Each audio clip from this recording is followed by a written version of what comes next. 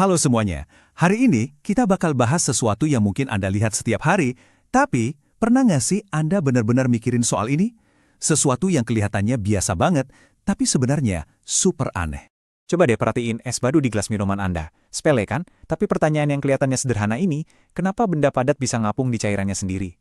Ini tuh anomali ilmiah yang luar biasa. Sebuah keanehan fisika yang terjadi di depan mata kita setiap hari.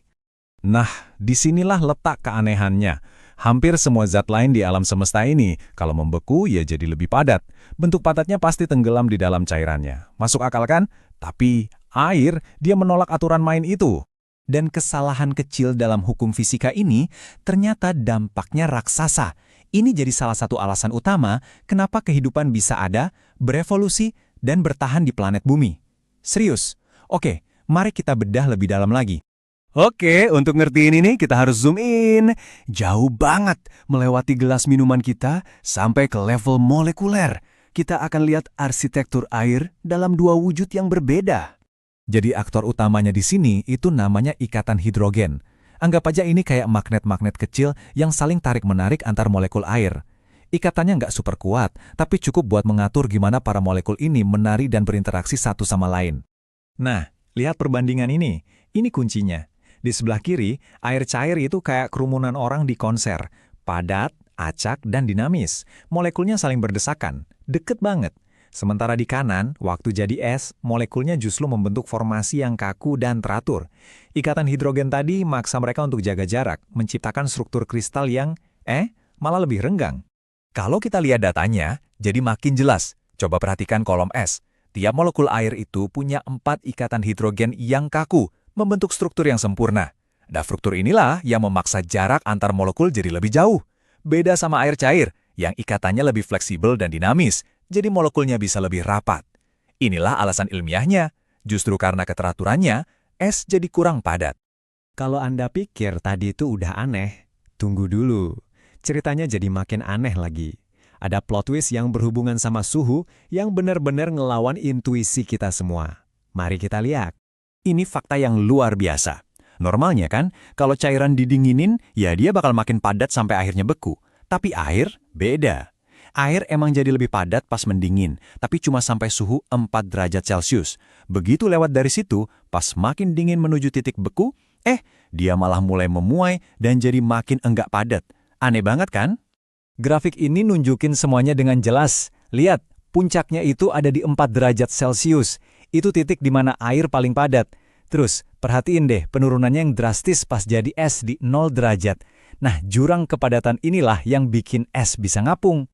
Terus apa gunanya anomali 4 derajat ini di alam? Oh, ini penting banget. Bayangin sebuah danau pas musim dingin. Air di permukaan yang makin dingin akan jadi lebih padat, terus tenggelam. Proses ini jalan terus sampai seluruh air di danau suhunya 4 derajat. Nah, setelah itu, pas air permukaan makin dingin lagi dari 4 ke 0 derajat, dia justru jadi lebih ringan. Jadi dia tetap di atas dan akhirnya membeku. Lapisan es ini jadi semacam selimut isolasi yang ngejaga air di bawahnya tetap cair di suhu 4 derajat dan menyelamatkan semua kehidupan di dalam danau. Oke, sekarang kita bakal zoom out. Dari level molekul dan danau, kita mau lihat dampak yang luar biasa dari sifat aneh air ini, di skala planet.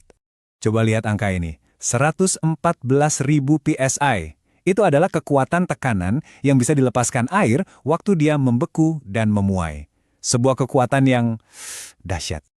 Kekuatan sebesar ini bukan cuma yang bikin pipa di rumah pecah pas musim dingin. Di alam, kekuatan inilah yang membelah bebatuan dan gunung. Air meresap ke celah-celah batu, membeku, memuai, dan kerak. Gunung pun bisa retak. Dibandingin kekuatan ini, pipa baja itu rasanya kayak kertas tisu aja. Oke, ada satu angka penting lagi, 90%. Angka ini adalah kunci untuk memahami dunia lautan kita. Yap, Anda mungkin udah bisa nebak. 90% itulah porsi gunung es yang sebenarnya tersembunyi di bawah permukaan laut. Karena massa jenis es itu cuma sedikit lebih ringan dari air laut, sebagian besar massanya ya harus ada di bawah air biar bisa ngapung. Jadi, apa yang kita lihat di permukaan itu cuma puncaknya doang. Nah, ini poin yang krusial banget. Es yang mengapung itu juga yang mengatur iklim planet kita. Gini caranya. Pas air laut membeku, dia cuma membentuk es tawar. Garamnya dibuang ke air di sekitarnya. Ini bikin air di sekitar es jadi super asin dan super padat. Air yang berat ini kemudian tenggelam ke dasar laut, dan gerakan tenggelam ini mendorong arus laut raksasa yang menyebabkan panas ke seluruh dunia. Tanpa es yang mengapung, mesin iklim global ini bisa rusak. Kutipan di slide ini benar-benar merangkum segalanya. Coba bayangin kalau es itu tenggelam. Pas zaman es, lautan bakal membeku total, dari dasar sampai ke atas, jadi balok es raksasa. Dan itu kemungkinan besar akan memusnahkan hampir semua bentuk kehidupan. Tapi, untungnya, karena es mengapung, dia menciptakan lapisan pelindung di permukaan.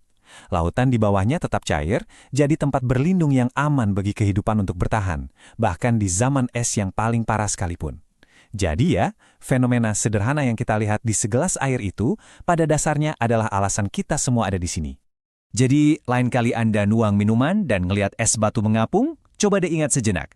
Anda itu lagi menyaksikan keajaiban fisika yang memungkinkan adanya kehidupan. Ini bikin kita jadi mikir ya.